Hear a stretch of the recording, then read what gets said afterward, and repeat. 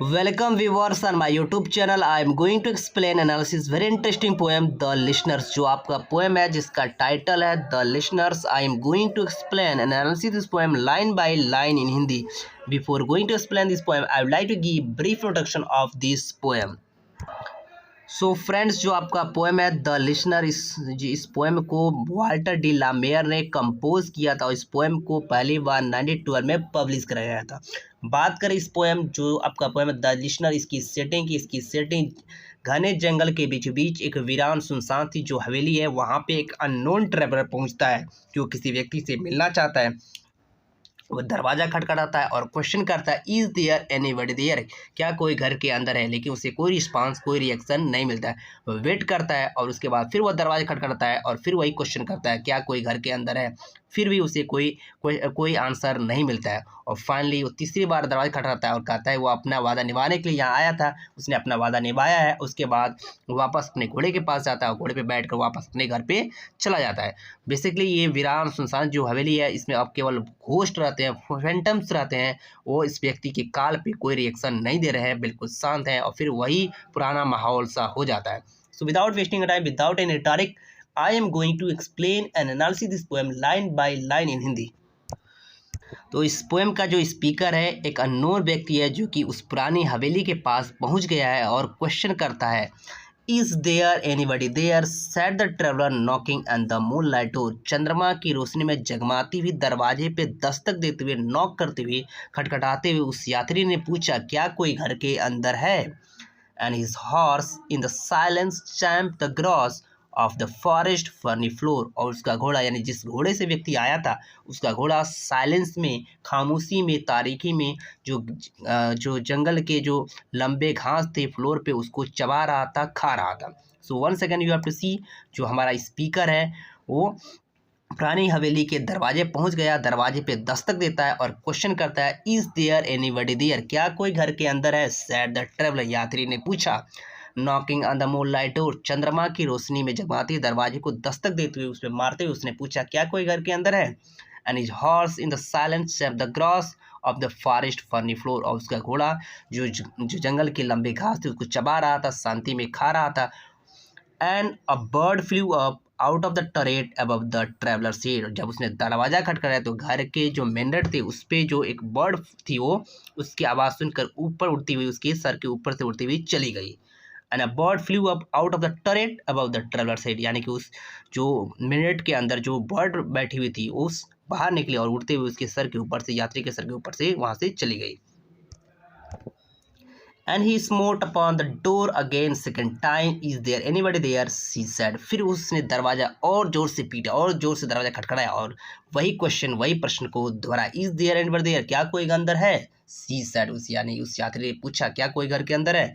But no one descended to the traveller, लेकिन कोई व्यक्ति इस ट्रेवलर से, इस यात्री से, इस मुसाफिर से मिलने के लिए नीचे नहीं आया। No head from the leaf fringe sill leaned over and look into his grey eyes, लेकिन यहाँ तक कि कोई भी जो सर था, किसी व्यक्ति की जो सर था वो उस विंडो, जो घास, जिस विंडो यानी जो विंडो था, जो खिड़की थी, उस पर घास वगैरह आ गए थे, घास से ढक गया था, उस विंडो से भी व्यक्ति कोई झुक कर बाहर नहीं निकला देखने के लिए कि दरवाजे पे कौन है, दरवाज़ा कौन खटखटा रहा है। कोई व्यक्ति यह देखने के लिए भी नहीं अपना सर निकाला।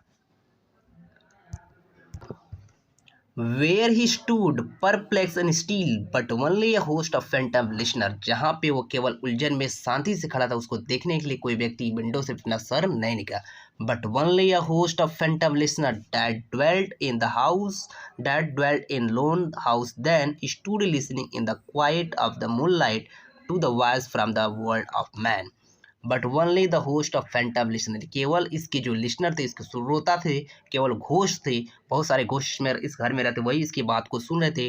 Date dwelt in the lone house then, जो कि उस अकेले घर में उस समय रहते थे, वही केवल इसकी बात को सुन रहे थे। स्टूड लिसनिंग, खड़े होकर सुन रहे थे। In the quite of the moon light, यानी चंद्रमा की खामोशी रोशनी में उस शांति से उसकी आवाज़ को केवल घोष सुन रहे थे। To that voice from the world of man, जो आवाज़ जो इंसानों की दुनिया से आ रही थी, उस आवाज़ को केवल घोस्ट ही सुन रहे थे।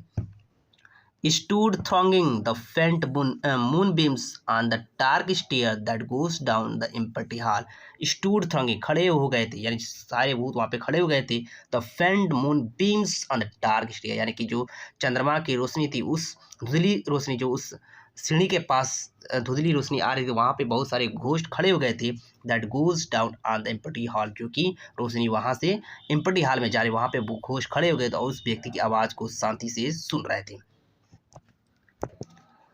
Hearkening in the air stirred and shaken by the lonely traveller's call, और लोनली जो ट्रेवल यानी अकेला जो यात्री था, उसकी काल की वजह से, उसकी काल को सुनने की वजह से जो भूत से थोड़ा सा डिस्टर्ब हो गए, थोड़ा सा हैरान हो गए. And he felt in his heart their strange, और जो यात्री था उसने दिल के अंदर थोड़ा सा अजीबपन, थोड़ा सा अनोखापन महसूस किया. उसे भी थोड़ा अनोखा लगा ये scene. Their stillness answering his cry, यानी उसकी जो क्राई थी, यानी रो रो के चिल्ला रहा था, कौन दरवाजे पे, ये उसकी यानी भूतों की शांति उसकी क्राई को आवाज़ का आंसर दे रही थी.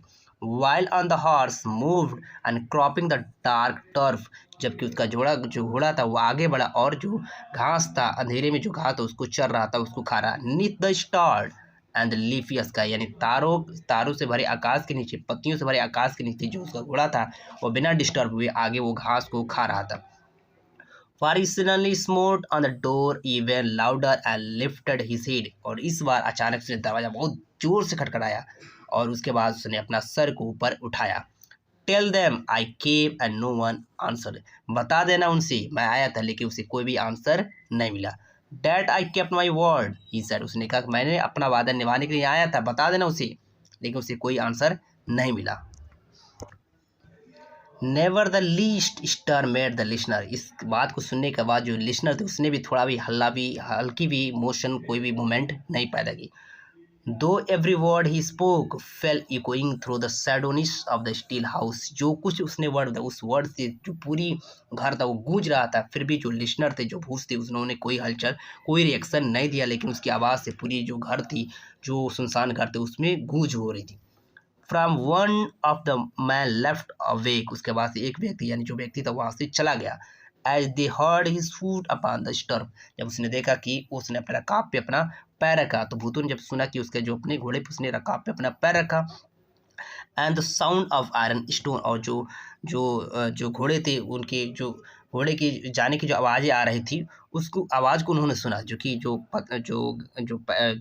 कि क्या होते हैं, जो घोड़ा होता है उसके घोड़े के अंदर जो नाल होता है वो उसकी आवाज़ आ रही, पत्थर पर टकरा रही थी, उसकी आवाज़ को उन्होंने सुना जाते हुए. And how the silence surge softly backward when the plunging hoofs were gone, उसके बाद फिर वही साइलेंस, वही खामोशी चारों तरफ फैल गई जब वो वापस वो घोड़े से अपने घर वापस चला गया. इस तरह से जो आपका जो पोएम होता है कंप्लीट होता है.